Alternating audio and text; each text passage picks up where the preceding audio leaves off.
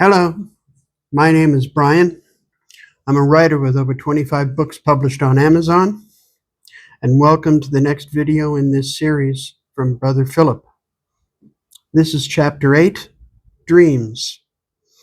Both Father Jacob and Father Kyle are worried about Brother Philip, and Philip's nightmares are getting worse. I hope you like this latest chapter. Click subscribe and like this video. Every subscriber helps me to beat the nightmares away. Every like helps me to get through the nightmares without being touched by evil. Chapter 8, Dreams.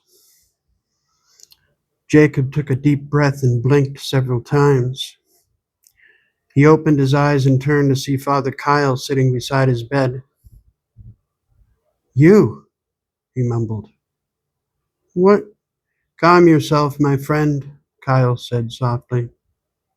Friend, Jacob thought. Since when are we friends? Kyle took a damp cloth and patted Jacob's forehead. The old man batted it away impatiently. Kyle stifled a smirk and placed the damp cloth on the side table. "You slept a long time. Are you feeling okay?"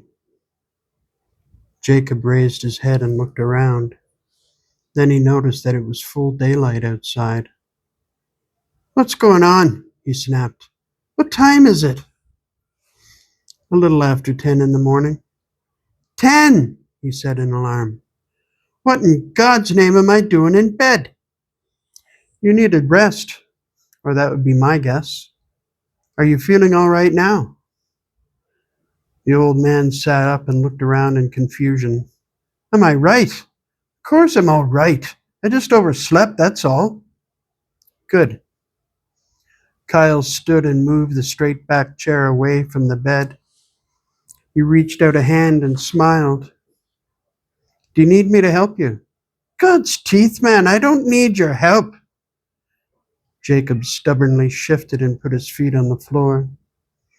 He stared up at Kyle irritably and scowled. "Get out, for God's sake. I need to cover myself." Kyle nodded and grinned. "As you wish. I'll be waiting downstairs." "Don't bother," Jacob barked. "Not on my account. I don't want or need you snooping around here." Kyle was stung, but he recovered quickly enough. He smiled once more and backed out the doorway. "I'll be on my way then." "Good." Kyle went down the stairs and walked straight out the front door.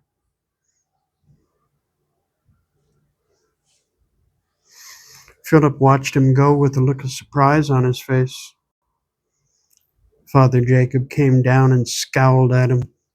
"Why on earth did you let me sleep so long, boy?" Philip resisted the urge to grin when he realized that the father was back to normal. Father Kyle left the church with a feeling of deep concern. He knew that Father Jacob did not like him, and he might have good reason for that. He had been a part of the ecclesiastical inquiry that relegated him permanently to this small and insignificant parish.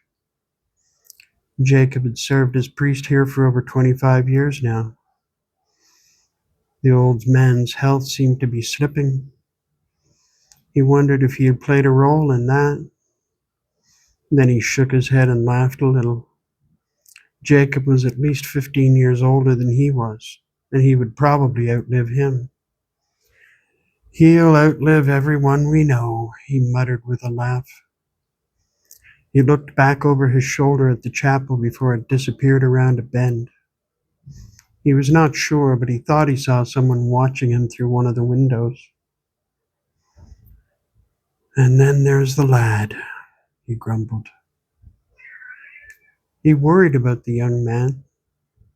He wondered if Brother Philip would be okay serving under Father Jacob. He scowled and tried to brush his concerns for the boy away. "What's the worst that could happen?" he asked himself. Almost immediately, a cold hand gripped the heart in his chest. He stopped walking and stared back at the church through the trees. He shivered and tried not to remember what he saw in that basement all those years ago. What could happen, indeed? Philip watched Father Kyle through the front window. He was deeply troubled and he was not sure why. Over the past few days, he was hearing strange conversations and comments from everyone around him. Then there were the incidents where he could not remember what happened. Twice now he had come to himself doing things he had no memory of. On Sunday, he was shocked back to himself when Father Kyle slapped him across the face. And the other day, Father Jacob shouted at him to back away from the door to the basement. Only he called it the gates of hell. His hand was on the doorknob, but he did not remember putting it there. And over all these strange happenings, there were the disturbing dreams, nightmares. There was no other word for them. Gut-wrenching, horrifying, and terror-filled dreams. They woke him in the middle of the night sometimes, gasping and sweating. What is going on? He asked himself. Father Jacob was in the doorway to the rectory office. He was staring at young brother Philip as he looked out the window. The troubled expression on the lad's face told Jacob everything he could wish to know. He knows something is wrong, he thought to himself. He knows, but he doesn't really know. That's how the monster works. It seduces the mind without revealing itself, especially with the young. He grimaced and tears sprung into his eyes. The lad deserves to know. I need to tell him. How can I?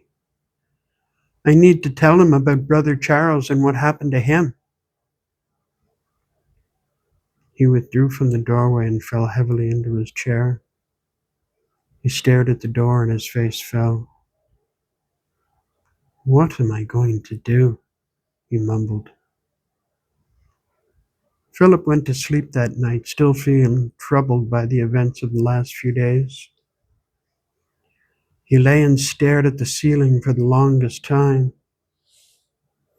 In his dream, he was standing at the edge of the cemetery behind the chapel. The sun was shining brightly, and it felt like a beautiful day. There was a light breeze, and he was enjoying the sunshine on his face. Something felt off. He could not put his finger on it, but he felt that this bright sunny day was a facade, a pleasant-looking mask meant to cover up a dark and sinister truth. His nose twitched and he suddenly got a whiff of something awful. It was the smell of decay. He looked into the cemetery and frowned. He could not believe that such an odor could be coming from there. The reek of rotting flesh was something that would not be tolerated in a place like this. It was consecrated ground, and it should not be like this. He stepped through the small gate and began to walk towards the center of the grounds. The area was groomed and well maintained. Once at the center of the cemetery, he looked around with curiosity. All looked well and good, but the odor was worse. He grimaced and put a hand over his nose and mouth. The smell was intolerable, but he could not find the source. He studied the tombstones around him, and his eyes fell on one in particular. It was covered with a slightly green patina, and the carved letters looked very old. Here lies Father Gerald Wilson. May he forever burn in hell. Philip stepped back from the very inappropriate and possibly blasphemous epitaph. How could someone carve something like that on a man's tombstone? He muttered. He took another step back and felt the ground underneath him shift.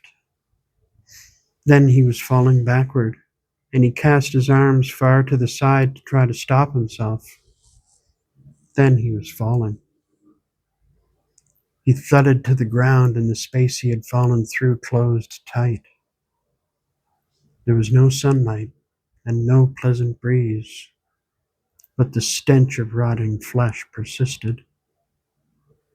Then he heard cries and screams of pain. A faint reddish light illuminated the place dimly. He sat up and looked around in fear and confusion. He could see no one, though the screams persisted. Then a solitary figure began to approach him. It was manlike and walked upright and erect. Lightning and sparks irradiated from it. As it got closer, Philip felt the blood in his veins turn to ice. He began to shake with terror, and a voice in his head told him to run. He forced himself to stand and flee. He looked back over his shoulder in fright. He sat up in bed with a cry and with his chest heaving. Thanks for listening to Chapter 8. We'll see each other again soon.